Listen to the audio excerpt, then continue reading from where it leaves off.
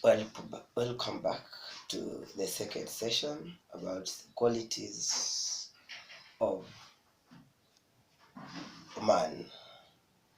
And I've said before, these are qualities that every man needs to cultivate and to have them in their lives.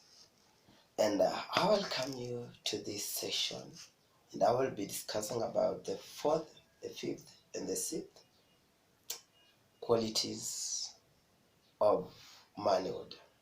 Because this is a question that everybody is asking, what makes a man? So I will just go direct to the next quality, and that is resilience as a quality of manhood. And I know all of us, we have heard about resilience, and we have discussed this in many times about resilience. We have discussed something to do with more of being perseverance to some extent, and then I'm going to talk about resilience. This is simply bouncing back more stronger than you were before. And resilience might just be the most underrated quality of being a high value man.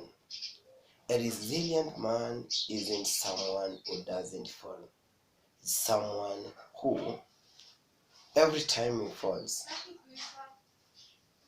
he gets right back up again, learns from the fall, and is ready for the next challenge life throws to him.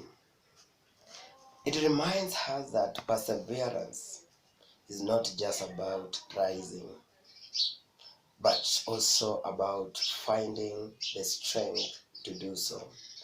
Time and again, here are several ways a man can show resilience in everyday life. Being by learning from mistakes and not letting them define his worth. By maintaining a positive outlook in the face of setback. By setting realistic goals and persisting towards them for determination. By seeking support when needed and giving support when able to do so. And this is one thing, by being adaptable in changing circumstances instead of being rigid and resisting change. Be ready to change. The fifth one is that compassion, and this one of the qualities that every man needs to cultivate in them, because is the understanding and care in action, not just seeing a need, but just coming in and helping to find the solution, helping in finding the solution. Among many other qualities of masculinity traits, compassion is often forgotten compared to traits like strength and bravery. Yet, it's compassion that often defines a man's ability to connect with others and to act with kindness and empathy. Compassion is a reflection of a man's capacity for love and genuine desire to alleviate the hurt in those around him. And the true compassion extends beyond mere concern, not just seeing it, but being concerned and being involved. It's an active engagement with the pain and joy of others. It's that guy who stops to help a stranger with a flat tire on the rain night, not for recognition, but simply because he empathized with their plight. It's the father who understands his child's fear, and takes the time to address them, not to dismiss them. I repeat this. It's the father who understands his child's fear, and takes the time to address them, not to dismiss them. Dalai Lama once said, if you want others to be happy, practice compassion. If you want to be happy, practice compassion. This philosophy underlines the dual effect of compassion. It benefits both the giver and the receiver. A compassionate man is often listening actively and offering emotional support to others. Being patient with others' flaws and shortcomings, engaging in acts of kindness without expecting anything in return, having the courage to be soft in the world that sometimes values hardness, encouraging others and celebrating their success wholeheartedly, not just physically, but wholeheartedly. The sixth quality of a man or manhood is that what God created every man, leadership, and this guiding others with a vision. I once said, a man or a father should be visionary to see what do they expect in 20 years, 30 years, in their families and in their cycles of friends. And this is leadership is not about being at the top of the pyramid. Real leadership in manhood is about guiding others with vision, inspiring through example, elevating those around you. When a man leads, he doesn't just build his own path. He leads by supporting others on the journeys with clarity and purpose, rather than striving for personal glory. A true leader seeks to amplify the strength of his team, to transform potential to accomplishment. John Adams once said, if your actions inspire others to dream more, learn more, do more, become more, you are a leader. He defined that was his definition as a leader. And this kind helps me to know that behaviors that exemplify leadership might be. These are just a few of those behaviors that may just portray leadership of a man, making decisions that benefit the larger group and not just oneself, setting a positive example by acting with confidence and ethics, helping others to develop their skills and potential, encouraging open communication, and fostering a supportive environment to the people around you, standing firm in the face of adversity and guiding others to do the same. That's leadership, one of the qualities of a man. The seventh one is that self-respect. I've handled this topic severally and I've talked about this. And this is just simply valuing your own worthy. Valuing your own worthy is part of self-respect.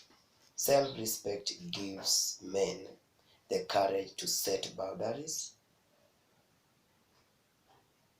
to strive for what they deserve, to strive for what they deserve, to walk away from which diminishes them. And diminishing is one of the things that many people have given into this. They have believed that other people are better than them. As a man, this should not be your position. Try to walk away and be the man who believes you are the best. You are created to make a difference, not to be a slave, not to see others as better than you. With self-respect, a man doesn't just gain the approval of others.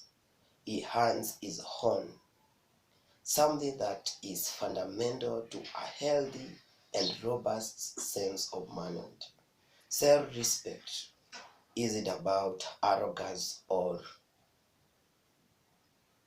ego, man's ego. We are full of ego, and we see that there are some things we can't do because our ego doesn't allow us. But that's not the case. I would like to say this. It's about recognizing one's value and demanding the same recognition from the world.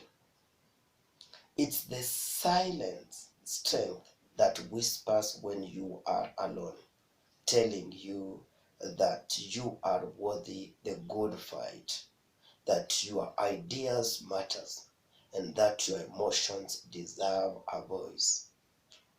And this is a quote from one of the guys, Raphael Emerson, and he once said this: "What lies behind us and what lies before us are small matters compared to what lies within us. What is in you, the great potential vested in your life, is much greater than anything else others maybe have told you or you have thought of yourself. And this helps to improve one's self-esteem. Here are some examples that are pillars of self-respect. And the first one is having confidence in one's abilities without belittling others. Staying true to personal beliefs and values, even when pressured to conform them. Practicing self-care and prioritizing mental and physical health. Demonstrating self-control and self-discipline in various aspects of life. Building relationships that are reciprocal and grounded on mutual respect. The last but not the least is that humility. And in the Bible, we are told that David is classified as a man who remained humble, who maintained humility even in the highest places, recognizing and honoring others. That's just humility, recognizing and honoring others. Preaching humility in a conversation about manhood might seem counterintuitive, but trust me, humility is a powerful masculine trait. It reflects the strength of man's character and his ability to maintain perspective about his place in the world. Humility isn't about downplaying one's ability or contributions. It's about recognizing the value and achievement of others. A man who practices humility understands that no matter how high he climbs. He stands on the shoulders of giants. He knows he is part of a larger story, a narrative that includes countless others who have contributed to his journey. It's a powerful reminder of how interconnectedness and mutual dependency, humility can manifest itself in, in many ways. And the first one is that showing appreciation to others and valuing their inputs and efforts. Being able and willing to admit mistakes and learn from them. Putting the needs of others before one's own when necessary. Staying teachable no matter the level of success achieved. Sharing credit and acknowledging the contribution of others. Those are the 8 qualities of manhood. And we have seen them, we have defined them, and we have seen that they truly make a real man. So my urge is that try to cultivate them, try to put them into practice. As a man, remain responsible. As a man, be a man of integrity.